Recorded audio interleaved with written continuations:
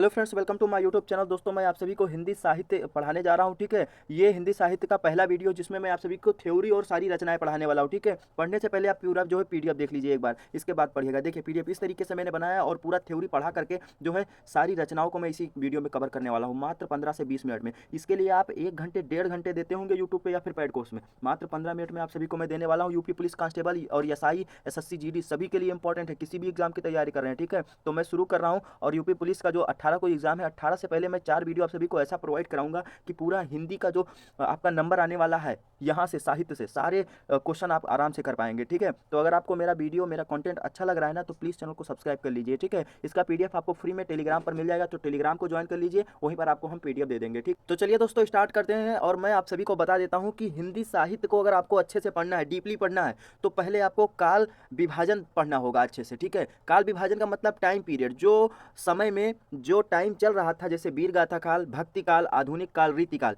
ये टाइम आप लोग पढ़ लिए एक बार ना, और इनके कवियों को एक बार पढ़ लिए ना, तो बस हिंदी साहित्य आप सभी के लिए एकदम इजी हो जाएगा। ठीक है दोस्तों, तो उसी चीज़ को मैं आप सभी को बहुत ही अच्छे ढंग से पढ़ाने वाला हूँ। ऐसा वीडियो पूरे यूट्यूब पे आपको नहीं मिलने वाला है। ठीक है, देखिए, आचार्य रामचंद्र शुक्ल के द्वारा ये काल विभाजन है, और उसके बाद देखिए हिंदी साहित्य का जो काल विभाजन जॉर्ज ग्रियर्सन के द्वारा। ठीक है, इन दोनों में क्या अंतर है, इन दोनों ने अपने अपने हिसाब से जो है टाइम पीरियड बनाया है, उन सबको अच्छे से और बारीकी से जानेंगे। तो देखिए, आचार्य रामचंद्र शुक्ल के द्वारा जो है 4 काल का निर्धारण किया गया है, जिनमें पहला वीर गाथा काल, इसको आदिकाल भी कहा जाता है, लेकिन रामचंद्र शुक्ल ने इस काल को वीर गाथा काल कहा। देखिए, आदिकाल को वीर गाथा काल इसलिए कहा क्योंकि यहाँ पर वीर योद्धाओं, राजाओं और सेनापतियों के बारे में जो है वर्णन किया जाता था, पुस्तकों में उनके लिए कविताएं लिखी जाती थी, इसीलिए आचार्य रामचंद्र शुक्ल ने उसे वीर गाथा काल कहा। तो पहला वीर गाथा काल, इसका टाइम पीरियड इन्होंने बताया 1050 से लेकर के 1375 और विक्रमी संवत। ठीक है, ध्यान दीजिएगा, विक्रमी संवत।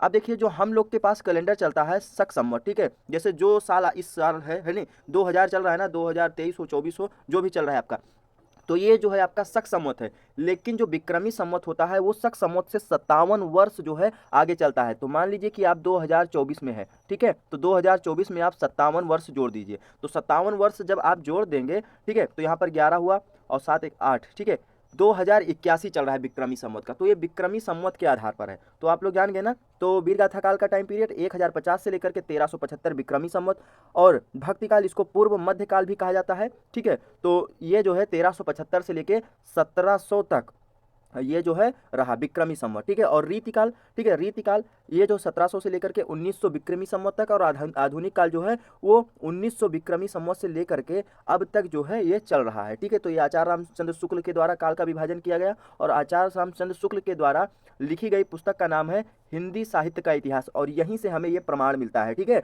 तो आप लोग समझ गए होंगे इनके बारे में पूरा। अब देखिए, जॉर्ज ग्रियर्सन के द्वारा क्या कहा जाता है। तो पहले ये तो पॉइंट आप लोग ध्यान दीजिए कि हिंदी साहित्य के काल का नामांकन सबसे पहले जॉर्ज ग्रियर्सन ने कहा था। इन्होंने भी 4 काल जो है बांटे हैं। पहला आपका आदिकाल, जो इन्होंने 650 ईस्वी यानी एडी से लेकर के, और ये शक संवत है, ठीक है, 1350 तक, और भक्ति काल को 1350 से लेकर के 1650 तक, रीतिकाल को 1650 से लेकर के 1850 तक, आधुनिक काल को 1850 से लेकर के अब तक इन्होंने माना है। ठीक है, तो आप लोग ये जान गए होंगे बेसिकली कि हिंदी साहित्य में 4 काल है। ठीक है, चारों काल के बारे में मैंने आपको बताया।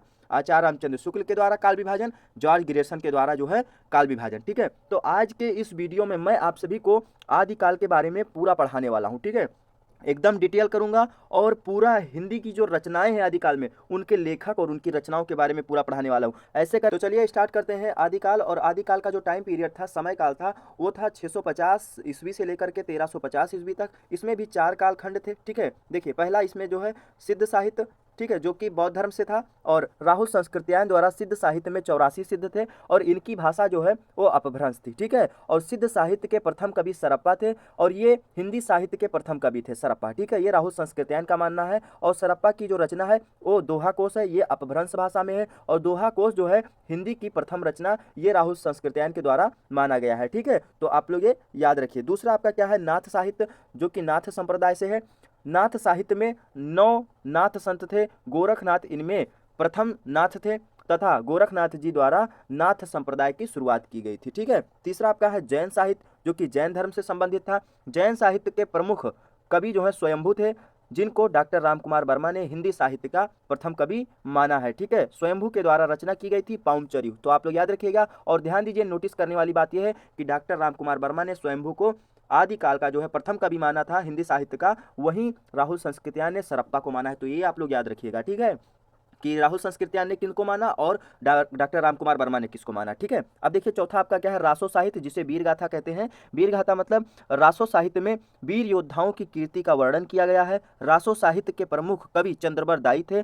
आचार्य रामचंद्र शुक्ल ने चंद्रबर दाई को आदिकाल यानी वीर गाथा काल का प्रथम कवि माना है। तो देखिए यहाँ पर 3 ऐसे कवि हैं जिन्होंने अन्य कवियों को जो है हिंदी साहित्य का प्रथम कवि माना, यानी कि राहुल संस्कृत्यायन द्वारा सरप्पा को जो हिंदी साहित्य का प्रथम कवि माना गया, डॉक्टर रामकुमार वर्मा के द्वारा स्वयंभू को और आचार्य रामचंद्र शुक्ल के द्वारा चंद्रबर दाई को आदिकाल का प्रथम कवि माना है। ठीक है, तो ये आप लोग याद रखिएगा, यही क्वेश्चन डीपली जा करके पूछ लेता है। पूरा पढ़ाने के बाद मेरा ये बताने का यही पर्पस था कि आप लोग डीपली सारी चीज़ों को जान सके। तो आप लोग समझ गए होंगे। अब हम आपको आगे ले चलते हैं और हिंदी साहित्य में जो आदिकाल के नामांकन हुए हैं, जैसे किसी कवि ने हिंदी साहित्य का जो आदिकाल है उसके अन्य नाम रखे हैं। जैसे आदिकाल जो है ये किसके द्वारा कहा गया है, डॉक्टर हजारी प्रसाद द्विवेदी द्वारा। वीर गाथा काल आचार्य रामचंद्र शुक्ल ने कहा है आदिकाल को, ठीक है, यानी प्रथम काल को। चरण काल जॉर्ज ग्रियर्सन ने कहा, चरण काल यानी स्टार्टिंग हुआ, ठीक है। सिद्ध सीमांत काल राहुल संस्कृत्यायन ने कहा, ठीक है। बीजोपन काल ये महावीर प्रसाद द्विवेदी ने कहा, और संधि काल ये डॉक्टर रामकुमार वर्मा ने कहा, ठीक है। सातवां आपका है प्रारंभिक काल, ये मिश्र बंधु ने कहा, और वीर काल ये जो है विश्वनाथ प्रसाद मिश्र ने कहा, ठीक है। और 9वां जो है आपका वो है आधार काल, ये सुमन राजे ने कहा। 10वां जो है शून्य काल, ये डॉक्टर गणपति शुक्ल ने कहा, ठीक है। यानी कि 10 ऐसे कवि थे, उन्होंने आदिकाल का जो नाम है वो अपने अनुसार रखा है। तो 10 को मैंने पढ़ा दिया। आपको पूरे यूट्यूब पे नहीं मिलेगा, कहीं नहीं मिलेगा, ठीक है। बहुत सर्च करके, बहुत मेहनत करके मैंने इस पीडीएफ को इंक्लूड करा है, ठीक है। तो मैंने आप सभी को क्या बताया, पहले काल विभाजन, ठीक है, फिर 2 कवियों के द्वारा काल विभाजन, और फिर आदिकाल के बारे में डिटेल किया, उसके नामांकन को। अब मैं आपको ले चलता हूँ आदिकाल की प्रमुख रचनाओं और उनके लेखकों की ओर, ठीक है। तो आप लोग इसको ध्यान से पढ़ लीजिए, यहीं से क्वेश्चन आपके एग्जाम में पूछे जाते हैं। पहला है स्वयंभू, इनकी द्वारा रचना की गई है पाउंचर्यू, ठीक है, अरिष्टनेमी चर्यू। दूसरा सरप्पा दोहा कोश, जो कि अपभ्रंश भाषा में है, ठीक है। तीसरा आप सभी का है चंद्रबरदाई पृथ्वीराज रासो, शुक्ल जी के अनुसार हिंदी का ये प्रथम महाकाव्य है। कौन, पृथ्वीराज रासो, ठीक है। और दलपति विजय, इन्होंने लिखा है खुमान रासो।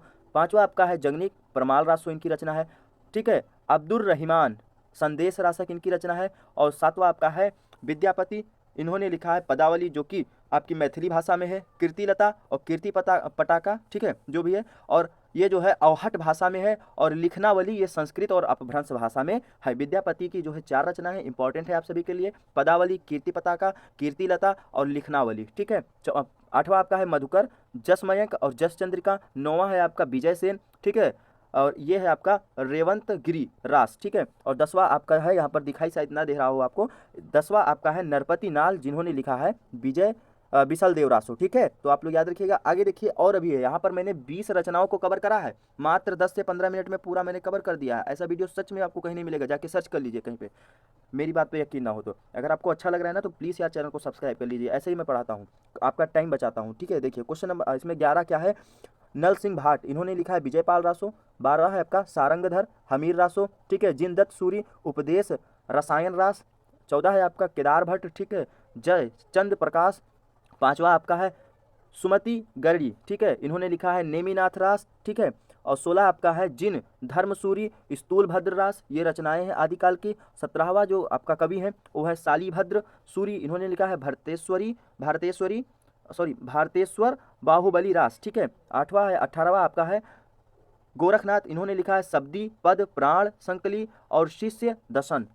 9वां आपका है सरब्बा, ठीक है, सरबा, इन्होंने लिखा है चार्य पद, ठीक है। और आपका आखिरी है जो 20वां है वो है कन्हाब, जिन्होंने लिखा है कन्हापाद गीतिका और दोहा कोश, ठीक है। तो ये 20 रचनाएं रही आदिकाल की, और मैंने 20 रचनाओं के साथ साथ पूरा आदिकाल को ही समाप्त कर दिया और बहुत ही डीप ले जाकर के मैंने आप सभी को पढ़ाया। तो अगर आपको सच में लगा हो कि मैंने मेहनत करके आप सभी को पढ़ाया है, अच्छे से पढ़ाया है, कोई पेड कोर्स में ऐसा नहीं मिलेगा आपको वीडियो, तो प्लीज़ यार चैनल को सब्सक्राइब करिए, उसको शेयर करिए सबके साथ, ठीक है, क्योंकि सभी को इस चीज़ की ज़रूरत है। चलिए मिलते हैं नेक्स्ट वीडियो में भक्ति काल में, ठीक है। भक्ति काल हमारा अगला टॉपिक होगा, उसके बाद रीति काल होगा, फिर आपका आधुनिक काल होगा। ऐसे में पूरा मैं हिंदी साहित्य खत्म कर दूंगा, ठीक है दोस्तों। तो चलिए मिलते हैं नेक्स्ट वीडियो में, धन्यवाद। जय हिंद।